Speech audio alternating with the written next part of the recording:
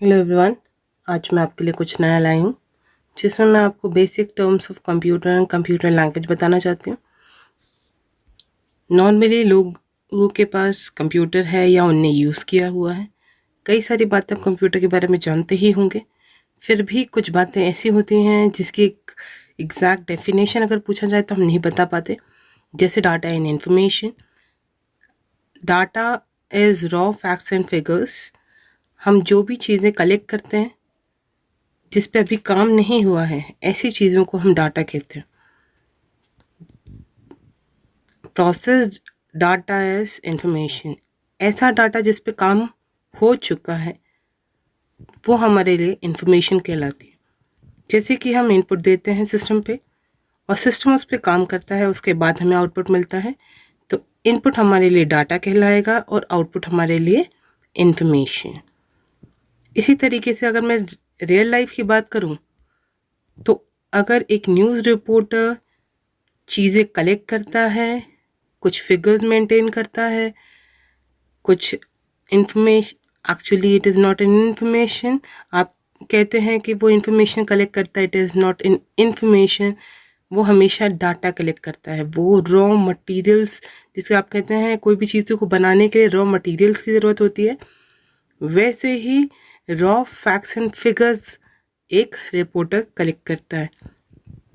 Second thing क्या होता होगा, उसी डाटा पे कुछ एडिटिंग की जाती होगी, कुछ फॉर्मेटिंग की जाती होगी, उसके बाद उसे प्रिंटिंग प्रेस में दिया जाता होगा और उसके बाद जब वो हमारे पास इंफॉर्मेशन के रूप में आता है, मींस जब वो हमारे पास न्यूज़ पेपर के रूप में आता है और हम उस न्यूज़पेपर को रीड करते हैं, तब वो हमारे लिए क्या बन जाता है, इंफॉर्मेशन।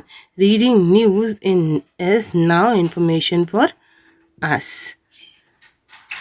इसी तरीके से अगर हम चलें, हम अगर डिस्कस करें कि लैंग्वेज क्या होता है, तो जो तरीका मैं इस्तेमाल कर रही हूँ आपसे बात करने का, एक मीडियम है आप तक पहुँचने का, तो वो मीडियम जिससे मैं आपसे बातचीत कर पा रही हूँ, आपको अपनी बातें समझा पा रही हूँ, वो कहलाएगा लैंग्वेज ना। Method of human communication consisting of words using structure. एक तरीका जिससे एक दूसरे से हम कम्युनिकेट कर पाए, बातें कर पाए, समझ पाए एक दूसरे को, वो एक लैंग्वेज है। ऐसे ही कंप्यूटर को समझने के लिए भी, उससे भी बात करने के लिए किसी लैंग्वेज की ज़रूरत पड़ती होगी। ऐसी लैंग्वेज को हम क्या कहेंगे, कंप्यूटर लैंग्वेज। कंप्यूटर क्योंकि है तो मशीन जो कि कभी ये नहीं समझ सकता कि हम उससे क्या कहना चाह रहे हैं, क्या उससे करवाना चाह रहे हैं। तो computer never understand any commands that you may give in English और इन एनी अदर लैंग्वेज। किसी भी प्रकार की लैंग्वेज में आप उससे बात करने की कोशिश करेंगे वो नहीं समझ पाएगा, क्योंकि वो है क्या, एक machine. A computer programming language allow us to give instruction to a computer in a language the computer understand. इसके बाद क्या बनाएगी, क्योंकि हमें तो मशीन से इंटरेक्ट करना ही है, हमें तो उससे बात करना ही है, हमें तो उसको समझाना ही है कि हमें एग्जैक्टली क्या चाहिए और उससे अपना काम करवाना है। अगर उससे हमें काम करवाना है तो हमें उससे कम्युनिकेट करना पड़ेगा, मतलब हमें उसकी लैंग्वेज तक पहुंचना। अगर हमें कंप्यूटर से बात करना है, हमें उससे काम कराना है, तो हमें भी तो कंप्यूटर की लैंग्वेज सीखनी होगी। तो कंप्यूटर की कोई लैंग्वेज होती होगी, तो कंप्यूटर की लैंग्वेज ऐसी है जिससे हम कंप्यूटर से इंटरेक्ट कर सकते हैं, हम उससे बात कर सकते हैं, हम उससे अपना काम करवा सकते हैं। मीन्स उसको कोई इंस्ट्रक्शंस दे सकते हैं और वो हमारे इंस्ट्रक्शंस को फॉलो कर सकता है। ऐसी लैंग्वेज को हम कंप्यूटर लैंग्वेज कहते हैं। कंप्यूटर प्रोग्रामिंग लैंग्वेज मीन्स जहाँ हम प्रोग्राम बनाते हैं और कंप्यूटर से अपने इंस्ट्रक्शंस के द्वारा काम करवाते हैं। चलिए, कंप्यूटर लैंग्वेज बेसिकली रीड करता है आइदर 0 और 1। Y 0 and 1? एक्चुअली आपको ये समझना है कि कंप्यूटर लैंग्वेज में कंप्यूटर सिर्फ और सिर्फ 0 और 1 समझता है, इसके अलावा कभी कुछ और नहीं समझता। क्यों नहीं समझता? क्योंकि एक मशीन कभी भी करंट रीड करती है, करंट के अलावा वो कुछ और नहीं जानती। Machine always understands current. Current flow either high or low or either on off. Means आप सभी जानते हैं मशीन में क्या फ्लो होता है, करंट। करंट ही उसे अलाउ करता है काम करना। अगर करंट ऑफ है मशीन काम नहीं करेगी, करंट ऑन है मतलब मशीन काम करेगी। और कंप्यूटर एक ऐसी मशीन है जिससे एक पर्टिकुलर काम नहीं कराना है आपको, बहुत से काम कराना है। मतलब बहुत सी स्ट्रैटेजीज यूज हुई होगी उसके अंदर, बहुत सी activities. Computer is multitasking machine. एक इसका एक पर्टिकुलर रोल नहीं है। जैसे आप कहें कि फैन का एक ही टास्क है, कंप्यूटर का एक ही टास्क नहीं है।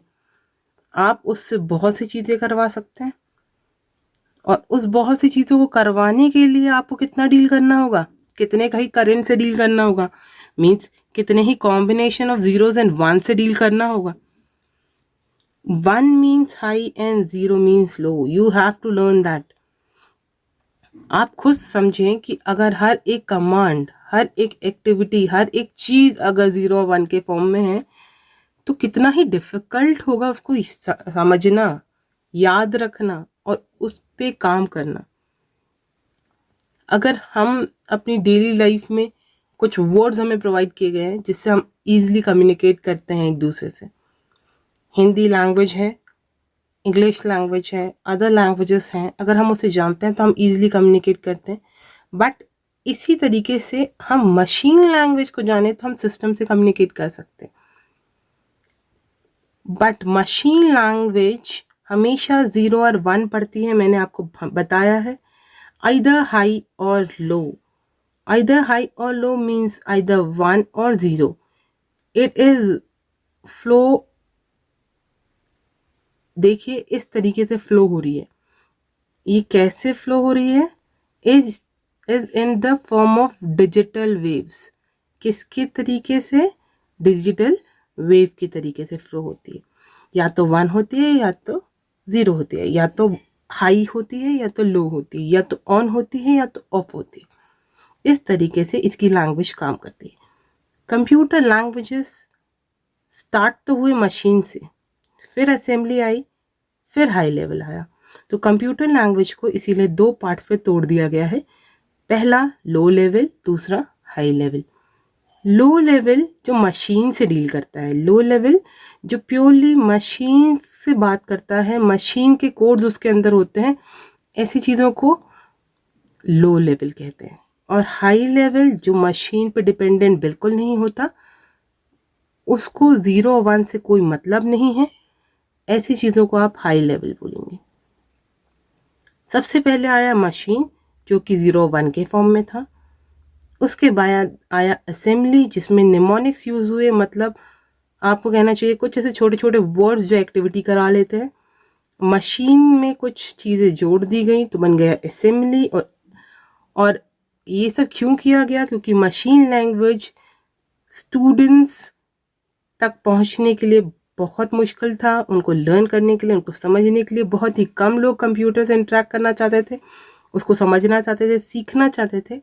इसीलिए उसे और इम्प्रोवाइज किया गया और अच्छा बनाने की कोशिश करी गई। तो आया असेंबली लैंग्वेज जिसमें उनने इंग्लिश वर्ड्स का इस्तेमाल किया, जिससे प्रोग्रामिंग में हमें 0 1 का कम इस्तेमाल करना पड़े, इंग्लिश वर्ड्स का इस्तेमाल करना पड़े। बट स्टिल वो बहुत डिफ़िकल्ट थी, उसमें हर एक चीज़ का कमांड करना पड़ता था, तब जाके एक कोड जनरेट हो पाता था। अभी भी ये डिफ़िकल्ट थी। इसके बाद इन्हें जनरेट की हाई लेवल लैंग्वेज जो प्योर इंग्लिश वर्ड पे बेस्ड है, जिससे एक स्टूडेंट लेवल पर्सन, एक छोटा सा छोटा बच्चा भी इस लैंग्वेज को सीख सके, उस पर काम कर सके और लोग कंप्यूटर की तरफ अट्रैक्ट हो और इस पे काम करना उनके लिए ईजी हो जाए। मतलब एग्जैक्टली हमने क्या कोशिश करी? उसे यूज़र फ्रेंडली बनाने की कोशिश करी। कोशिश हमेशा ये होती है चीज़ों को फ्रेंडली बनाया जाए, जिससे लोग ज़्यादा से ज़्यादा उसका इस्तेमाल करें, उससे ज़्यादा से ज़्यादा अट्रैक्ट हो सकें। ये आया कंप्यूटर लैंग्वेजेस। देखिए, कंप्यूटर लैंग्वेज एक्चुअली किससे डील करता है? हार्डवेयर से। हार्डवेयर से डील करने के लिए बनाई गई लैंग्वेज जो कि मशीन लैंग्वेज थी, जो 0 और 1 के फॉर्म में चलती थी। उसके बाद उसमें थोड़े से चेंजेस करके उसको बनाया गया असेंबली लैंग्वेज, फिर उसको चेंज करके बनाया हाई लेवल लैंग्वेज, और आपके सामने कुछ हाई लेवल लैंग्वेजेस हैं। जैसे कि आप देख सकते हैं, मशीन लैंग्वेज 0 और 1 के फॉर्म में होती है। मैंने आपको पहले भी बोला था 0 1 के फॉर्म में होती है। आपको ये जो क्लाउड्स मैंने बनाए हैं आपको उनको देखने, हमेशा मशीन लैंग्वेज 0 और 1 के फॉर्म में ही इंस्ट्रक्शन रीड करती है, जिसको हम बाइनरी कोड्स बोलते हैं। जैसे कि एग्जाम्पल भी आपको दिया हुआ है 10001111010। ये एक एग्जाम्पल है। मान लीजिए एक ही कोड है कोई भी एक्टिविटी कराने का। ऐसे ही ये डिफ़िकल्ट थी तो फिर कुछ वर्ड्स, इंग्लिश वर्ड्स जिसको हम बोलते हैं निमोनिक्स, जोड़ दिए गए हैं इंस्ट्रक्शंस के साथ। तो मैंने लिखा है assembly language use mnemonics to create instructions, जैसे कि उसको बोल दिया गया है कि वो असेंबली लैंग्वेज है। एग्जाम्पल आप देख सकते हैं, ऊपर लिखा है ऐड ए कॉमा बी। तो एक्टिविटी अगर हमें जैसे मूव कराना होता है वन थिंग टू अनदर, तो लिख दिया MOV, move register 1 comma register 2 means for register of one thing into another. एक चीज को दूसरी चीज में भेजा जा रहा है। और उसके बाद लाया गया है high level language. High level language लाने के लिए मैं आपको बताया कि इंग्लिश वर्ड्स हम जो यूज़ कर रहे हैं सो दैट कि हम वहाँ पे कम्युनिकेट कर सके कंप्यूटर के साथ और ज़्यादा से ज़्यादा लोग अट्रैक्ट हो इसकी तरफ, इसलिए लाई गई है हाई लेवल लैंग्वेज। और ये कहलाती है ह्यूमन लैंग्वेज, जिसको हम कह सकते हैं कि उसके एग्जांपल्स हैं बेसिक, C++, जावा एटसेट्रा। और आप इसमें सिंपली लिख सकते हैं जो भी आपको कमांड्स लिखना है, बस इंग्लिश वर्ड्स में लिखना है। बस आपको थोड़ा सा अगर ध्यान रखना होता है तो वो है सिंटेक्स, हम उसके बारे में बाद में बात करेंगे। कुछ चीज़ों के बारे में आपको बस, हर एक लैंग्वेज में छोटी छोटी चीज़ें हैं जिसको आपको हमेशा याद रखना है। हाई लेवल लैंग्वेज में आपको हमेशा याद रखना है कि वहाँ सिंटेक्स यूज़ होते हैं, और सिंटेक्स के बारे में आपको मैं डिटेल में बताऊंगी। बट आगे अभी फ़िलहाल मेरा ये फोकस है कि कंप्यूटर लैंग्वेजेस कैसे बनी, क्या हुआ। और हम ICSE में जावा प्रेफर करते हैं, और जावा एग्जैक्टली C और C++ और बेसिक चीज़ों को पढ़ के बनाई गई है। और कुछ बातें मैं आपको पहले बता दूं कि हाई लेवल लैंग्वेज वैसे तो बहुत सी हैं, सिर्फ इतनी ही नहीं है। ये तो कुछ डायग्राम में दिए हैं मैंने। जैसे कि फॉर्ट्रैन अगर बोलूं हाई लेवल लैंग्वेज है, C++, जावा चारों हाई लेवल लैंग्वेज है। सी को थोड़ा सा और एडवांस किया गया है तो C++ बना। सी एक्चुअली प्रोसीजर ओरिएंटेड प्रोग्रामिंग को बिलोंग करता है, और C++ ऑब्जेक्ट ओरिएंटेड प्रोग्रामिंग को बिलोंग करता है। इन दोनों के बारे में आपको अगले वीडियोस में बताऊंगी। और मैं ये कहना चाहती हूँ कि सी एक स्टेप हेड जब हुआ तब बना C++, और इन्हें पढ़ के डेवलप किया गया जावा। और ICSE जावा पढ़ाना चाहता है, और ICSE जावा इसलिए पढ़ाना चाहता है क्योंकि अगर आप जावा पढ़ लेते हैं तो आप कोई भी लैंग्वेज आराम से कर सकते हैं, कोई भी कंप्यूटर लैंग्वेज। बट कोई भी कंप्यूटर लैंग्वेज पढ़ के अगर आप जावा में स्विच करना चाहते हैं तो मैं आपको बता दूं कि आपके लिए वो बहुत डिफिकल्ट पड़ेगा। बट अगर जावा पढ़ के आप किसी और लैंग्वेज में स्विच करना चाहते हैं तो वो आपके लिए बहुत ईजी पड़ेगी, क्योंकि एक बार आपने इस लैंग्वेज को सीख लिया तो आपने किसी भी लैंग्वेज को सीख लिया, आप ये याद रखिएगा। इसीलिए ICSE प्रेफर करता है जावा। चलिए अब आगे बढ़ते हैं। सॉफ्टवेयर की बात करें, कई बार आपको अपनी टीचर्स बोलती है कि सॉफ्टवेयर इंस्टॉल कर। सॉफ्टवेयर क्या है? सॉफ्टवेयर ऐसे इंस्ट्रक्शंस हैं जो कंप्यूटर को दिए जाते हैं जिससे कंप्यूटर काम कर सके। A set of instruction that tells और direct computer hardware to perform a task. एक, हम जब भी सॉफ्टवेयर इंस्टॉल करते हैं वो कंप्यूटर को डायरेक्ट करता है, कुछ कमांड्स करता है और कंप्यूटर उस पर काम करने लगता है। तो सॉफ्टवेयर कितने टाइप के होते होंगे? सिस्टम सॉफ्टवेयर होता होगा, एक एप्लीकेशन सॉफ्टवेयर होता होगा।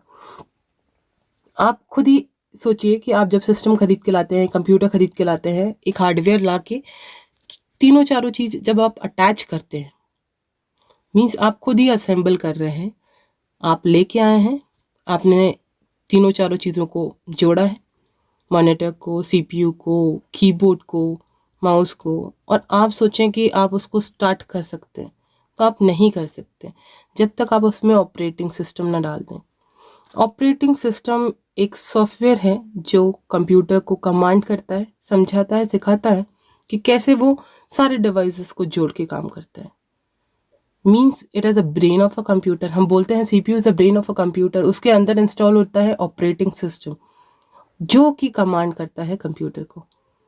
ऐसे ही बाद में जब वो कंप्यूटर स्टार्ट हो जाता है तो हम कुछ सॉफ्टवेयर्स बाहर से लाके इंस्टॉल करते हैं, जैसे कि MS ऑफिस, ब्लूजे। अगर आप अभी ICSE में जावा सीखने की कोशिश करेंगे तो आपको ब्लूजे इंस्टॉल करना पड़ेगा जावा को रन करने के लिए। कुछ लोग नेटबीन्स का इस्तेमाल करते हैं, कुछ एक्लिप्स का इस्तेमाल करते हैं ब्लूजे, मतलब जावा रन करने के लिए। हम प्रेफर करते हैं ब्लूजे। तो एप्लीकेशन सॉफ्टवेयर ऐसी चीज़ें हैं जो आप लेके आके इंस्टॉल करते हैं और आप उस पर काम करते हैं, तो वो कहलाते हैं एप्लीकेशन सॉफ्टवेयर। जैसे कि मैं अब आगे बढ़ूं तो कुछ बातें आती हैं जैसे कि एल्गोरिथम, फ्लो चार्ट्स, प्रोग्राम। कई बार जाना गया है कि लोगों को यही नहीं पता कि एग्जैक्ट प्रोसीजर क्या होता है प्रोग्राम की तरफ जाने का। तो नंबर 1 फर्स्ट स्टेप है एल्गोरिथम, दूसरा स्टेप कहलाता है फ्लो चार्ट, और तीसरा रहता है प्रोग्राम। तो एल्गोरिथम क्या है? Algorithm is a finite set of steps that must be followed to solve any problem. मतलब हमें स्टेप बाय स्टेप सिखाया जा रहा है कि उस प्रॉब्लम का सॉल्यूशन कैसे लाएं। Number 2 is flow chart. Flow chart क्या है? ग्राफिकल रिप्रेजेंटेशन, पिक्टोरियल रिप्रेजेंटेशन, किसी भी काम को करने का ग्राफिकल मेथड। और तीसरा, अब computer program is a collection of instruction that may be executed by computer to perform a specific task. मतलब कंप्यूटर को कुछ इंस्ट्रक्शंस दिए जा रहे हैं उस स्पेसिफिक टास्क को करने के लिए।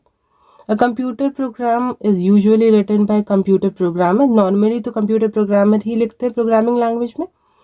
A process of writing an algorithm into a sequence of computer instruction। मतलब जब एल्गोरिथम को ही कंप्यूटर की लैंग्वेज में स्टेप बाय स्टेप लिखते हैं उसको हम फ्लो चार्ट बोलते हैं। अब इसको अगर हम रियल लाइफ में लेके जाएं तो एक बात, आप ये जो पिक्चर आई है लीव इट, अगर हम इसको रियल लाइफ में सोचें, अगर मैं आपको कोई टास्क दूं या मैं कहूं कि आपको मेरे घर तक आना है, तो मैं सबसे पहले आपको क्या बताने की कोशिश करूंगी? सबसे पहले तो आपको मैं अपने घर का एड्रेस बताने की कोशिश करूंगी। आपको स्टेप बाय स्टेप बताऊंगी कि आपको ये वाला एरिया पे आना है, उसके बाद यहाँ, इसके बाद यहाँ, लेफ्ट देन राइट। मैं आपको इस तरीके से कुछ रफ वे में बोल के समझाने की कोशिश करूंगी। अगर मैं बोल के समझा रही हूँ दैट इज एल्गोरिथम। मीन्स मैं आपको स्टेप बाय स्टेप बता रही हूँ कि नंबर 1 यहाँ जाइएगा, उसके बाद यहाँ, उसके बाद यहाँ, उसके बाद यहाँ। मैं आपको बोल के बता रही हूँ, या तो मैं आपको लिख के बता दे रही हूँ कि नंबर 1 आपको यहाँ रीच करना है। उसके बाद अगर आपको समझ में ना आए तो आप इनसे पूछ सकते हैं, ऐसे इस तरीके से। अगर उसके बाद भी आपको समझ में नहीं आए तो मैं आपको क्या बताऊंगी, ये है आपकी डेस्टिनेशन, ये है आप यहाँ हैं, यहाँ मैं हूँ, आपको कैसे पहुँचना है। देन यहाँ पे आपको मंदिर मिलेगा, उसके बाद ये, फिर ये, फिर ये। मीन्स आपको वही चीज़ मैं डायग्राम के रूप में बना के दिखा रही हूँ कि आपकी डेस्टिनेशन, आपको यहाँ पहुँचना है, इस डेस्टिनेशन पे आप यहाँ पे खड़े हुए हैं। मीन्स आपका सोर्स ये है, आपका डेस्टिनेशन पॉइंट ये है। तो मैं आपको बता रही हूँ कि आपको यहाँ से लेफ़्ट लेना है एंड देन मूव फॉरवर्ड, फिर राइट लेना है, फिर यहाँ जाना है, फिर यहाँ जाना है। इस तरीके से कुछ आपको डायग्राम के रूप में शो करने की कोशिश कर रहे हैं।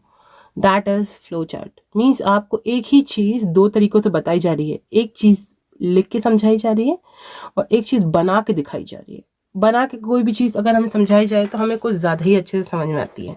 ये हमारे अंदर, ह्यूमन के अंदर की ही इनबिल्ट चीज़ें हैं ये, कि अगर आपको बोला जाए कि APPLE एप्पल है और वहीं अगर आपको एप्पल दिखा दिया जाए तो आपके लिए ज़्यादा बेटर होता है ना।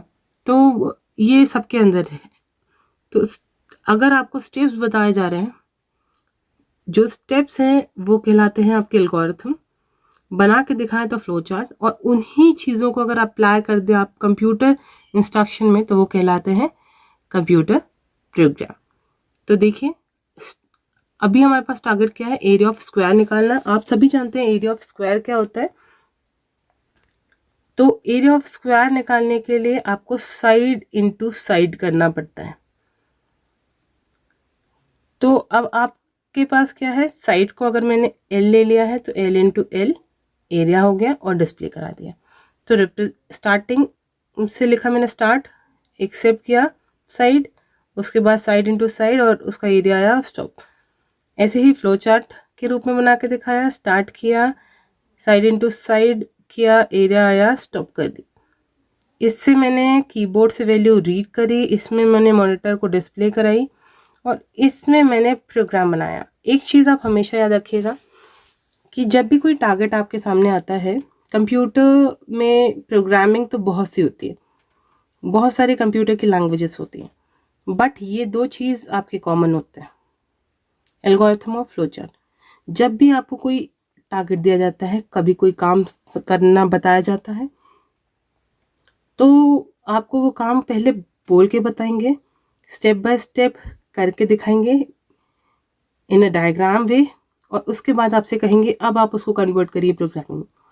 मान लीजिए एक कंपनी में 4 टाइप के प्रोग्रामर हैं, एक जावा जानता है, एक C++ जानता है, एक पाइथन जानता है और एक सी जानता है।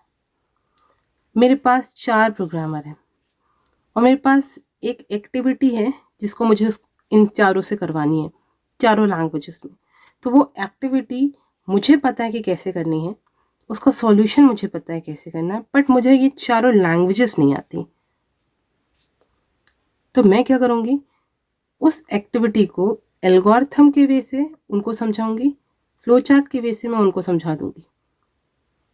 अब वो प्रोग्रामर्स तो समझ गए कि उनको एग्जैक्टली क्या करना है। जिसे जावा आता है वो जावा में कर लेगा, जिसे C++ आता है वो C++ में करके दिखा देगा, जिसे पाइथन आता है पाइथन में करके दिखा देगा और जिसे सी आता है सी में करके दिखा देगा। इसका मतलब है आपने उसका सॉल्यूशन दे दिया, आपने उसे प्योरली तरीके से समझा दिया। अब जिस लैंग्वेज का जो सिंटेक्स हो, जैसे उस लैंग्वेज को लिखा जाता हो, अभी फ़िलहाल तो ये जावा है, अब कोई भी लैंग्वेज का जो भी मास्टर्स होगा उसे वो लैंग्वेज आती होगी, उसको उसका सिंटेक्स आता होगा। आपने अपने काम को बता दिया, आपने उसे समझा दिया, अब वो उसको आराम से ऑपरेट कर लेगा। तो first level of program is to create algorithm. Second thing is flowchart and then third one is program. अब मैं चलती हूँ लॉजिक की तरफ। आप कई बार देखेंगे कि मैं बोलूँगी, मैं हमेशा ही अपने स्टूडेंट्स को बोलती हूँ कि अपना लॉजिक खुद बनाए, किसी का कॉपी मत करो, कॉपी मत करो किसी से मत, हाँ सीखो, नो इश्यूज़, मैं भी बना के दिखाऊंगी, आपको सिखाऊंगी, सीखो, बट खुद की लॉजिक्स खुद क्रिएट करो, क्योंकि उससे हम बहुत कुछ सीखते हैं। और हम अपने लॉजिक्स क्रिएट करने का फ़ायदा यही है कि हम में एक कॉन्फिडेंस लेवल आ जाता है जब हमारे लॉजिक हमारे सामने चलते हैं कि हमने कुछ नया जनरेट किया और वो चला। जब वो हमारे लॉजिक हमारे सामने रन होते हैं तो उसकी खुशी कुछ और नहीं, मैं आपको बता नहीं सकती, वो आप खुद ही समझेंगे जब आप खुद रन करेंगे। किसी का लॉजिक उठा के कॉपी करके चला लेना वो कोई अचीवमेंट नहीं, खुद बनाना खुद चलाना एक अचीवमेंट है। तो ये सब आपने सुन लिया। अब लॉजिक क्या है? Valid reasoning to solve a problem is known as logic. मैंने आपको एक काम दिया, उसका एक सही सटीक सॉल्यूशन के साथ आप आ रहे हैं तो वो लॉजिक है, सही और सटीक। Valid set of statement to solve a problem, कोई भी परेशानी को दूर करने के लिए सटीक सेट ऑफ स्टेटमेंट्स और प्रोग्राम, जो भी मैं आपको करने कहूँ, एग्जैक्ट प्रोग्राम बना के एग्जैक्ट सॉल्यूशन के साथ आप आ रहे हैं और एग्जैक्ट आउटपुट उसका आ रहा है तो वो लॉजिक है। अब सिंटेक्स क्या है? मैंने आपको बोला हर एक प्रोग्रामिंग का अपना सिंटेक्स होता है। तो सिंटेक्स क्या है? Syntax is a way of writing code, लिखने का तरीका किसी भी चीज़ को लिखने के तरीके को सिंटेक्स बोला जाता है। अगर मैं आपको कोई काम देती हूँ तो उस काम को करने का कोई ना कोई तरीका होगा, उसी तरीके से तो आप उस काम को करोगे। जैसे एक लैंग्वेज है तो लैंग्वेज की ग्रामर होती है, हर लैंग्वेज की ग्रामर होती है, इंग्लिश की ग्रामर होती है, हिंदी की ग्रामर होती है, वैसे ही कंप्यूटर की भी अपनी ग्रामर होती है। उसको एक लिखने का तरीका होता है, किस चीज़ को कहाँ लिखना है। अगर आप उसको वहाँ नहीं लिखोगे तो उसका कोई सेंस नहीं बनेगा। ऐसी चीज़ों को बोलते हैं सिंटेक्स। अब आगे बढ़ती हूँ और आपको बताती हूँ कि एरर क्या होती है। आप ह्यूमंस हैं तो आप जानते ही होंगे एरर क्या होती है। हर एक इंसान से गलतियाँ होती हैं और जो गलतियाँ होती हैं वही एरर्स हैं। An error is something you have done which is considered to be incorrect और रॉन्ग। जो भी आप कर रहे हैं अगर वो गलत है तो वो एरर है। Human mistake which we done in program, हम अपनी प्रोग्राम को बनाते वक्त अगर जो छोटी छोटी गलतियाँ करते हैं उसको ही हम एरर बोलते हैं। इतनी ही छोटी छोटी बातें इस बार के लिए काफ़ी हैं और अपने वीडियो को यहीं एंड करते हुए कह रही हूँ कि अगर आपको कोई भी परेशानी आए तो आप मुझसे कांटेक्ट करें, मुझे मैसेज करें और मुझसे पूछें। अभी फ़िलहाल के लिए good bye and good luck.